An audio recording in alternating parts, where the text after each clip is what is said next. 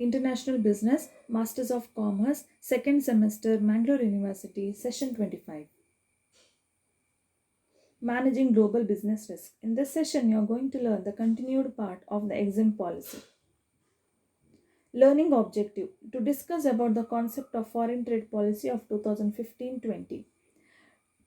Session outcome, the students are able to understand about the objectives and key highlights of the foreign trade policy of 2015 to 2020.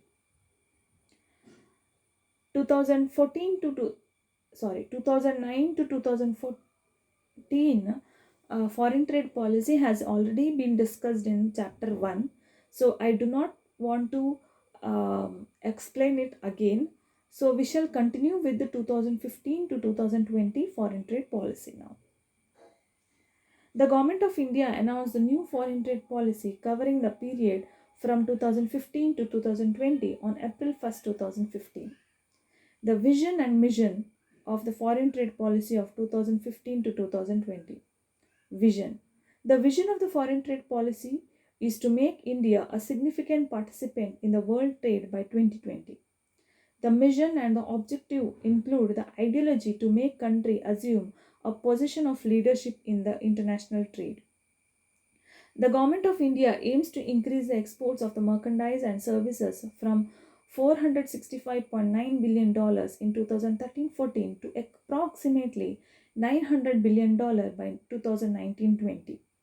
Additionally, the policy aims to increase the country's share in the world exports from 2% to 3.5%. Objectives. First one, to provide a stable and sustainable policy environment for foreign trade. Second, to link the rules and procedures with other initiatives like Make in India, Digital India, and Skill India. Third, to diversify India's exports. Fourth one, to provide a mechanism for regular appraisal in order to rationalize the imports. Fifth, to improve India's balance of payment position. Sixth, to create architecture for India's global trade engagement with a view to expand and integrate markets, thereby augmenting the Make in India initiative. Some of the key highlights of 2015 to 2020 FTPs are as follows. The first one is Merchandise Export from India scheme, the MEIS scheme. The FTP was introduced. The FTP has introduced merchandise export from India scheme to promote specific services for specific markets foreign trade policy. The MEIS shall subsume existing schemes with namely the Focus Product Scheme, Market Link Focus Product Scheme, and Focus Market Scheme, Agri Infrastructure Incentive Script also. Second, Service Export from India Scheme, SEIS. The SEIS shall be available to service providers located in India as against the existing Served from India scheme available to Indian service providers, and SEIS reward rates from 3% or 5% specified for export of notified services and would be based on net foreign exchange earned. Third is special provisions applicable to MEIS and SEIS. The duty credit scripts and the goods imported against these scripts will now be freely transferable.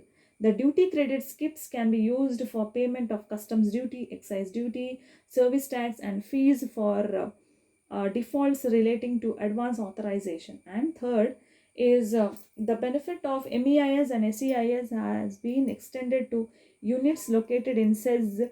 This is a welcome step and is imperative to boost the SEZ sector also. Next, trade facilitation and ease of doing business. So, under online filing of documents or applications and paperless trades in 24/7 environment, few important proposals are provided. Next, development of an online procedure to upload digitally signed documents by chartered accountant, company secretary, cost accountants. Third, creation of importer or exporter profile to eliminate repeated submission of copies of permanent records or documents like the IEC, manufacturing license, RCPC, PAN, etc. with each application. Other key highlights are Export obligation reduced from 90% to 75% for domestic procurement under the EPCG scheme to boost the Make in India initiative. Next, 10% of the cases to be selected on a random basis per month as a risk measurement initiative where scripts have already been issued. This may lead to verification of original documents for detailed examination. Third, the Directorate General of Foreign Trade DGFT to leverage the information and have access to database of Central Board of Direct Taxes. Next, a new chapter has been introduced on quality complaints and trade disputes. Next, what needs to be done? So, as per the new foreign trade policy, in order to achieve these objectives, the way forward measures required flowing to be undertaken. First is deepen and widen the India's export basket and more efforts to reduce the cost of export credit, reduce the transaction cost, incentivize the potential winners, mainstream the states and the ministries in India export strategy, rationalize the tax incidence, that is introduction of GST, improve India's export competitiveness and promote the product standards, packaging and branding, etc., and promote and diversify the service exports and improve infrastructure, for example, the ports, laboratories, facility centers, etc.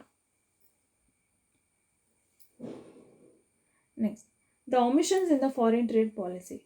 According to Rajiv Kumar, The Times of India, that is, which was dated on April 9, 2015, there are three major omissions in the foreign trade policy of 2015 to 2019.